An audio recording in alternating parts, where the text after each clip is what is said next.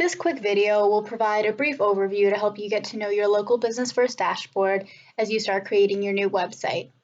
After selecting your website template on our website, you should have received an email with a link to your personalized site editor. After clicking that link and getting set up with your login credentials, you'll be brought to the dashboard, which is shown here on my screen. There are three key features here on your dashboard that I'll review. To start building your website, click the Edit button here, and that'll bring you to the actual site editor. And don't worry, I'll review that in much more detail in upcoming videos. The next button here allows you to preview your website. This preview feature will become much more important once your website gets closer to the finish line, as it allows you to use and interact with your website as though it's a real published site on the internet.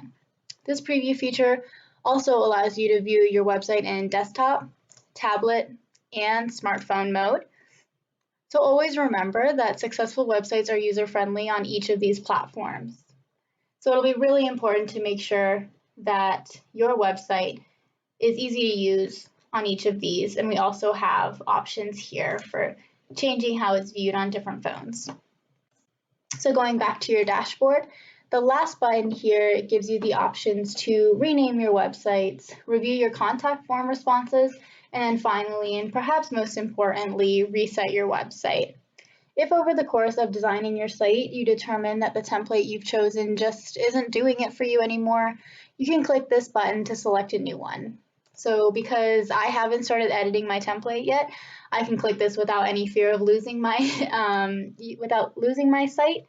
But just be very careful, because if you do a complete reset, you do run the risk of deleting all your site content, data, and settings, and then you'll be able to start from scratch. So I'm just going to go in here and do a complete reset, and then I'm brought to this new template.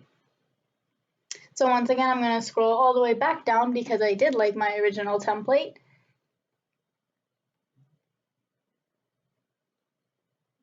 And there it is there, and press Start Building.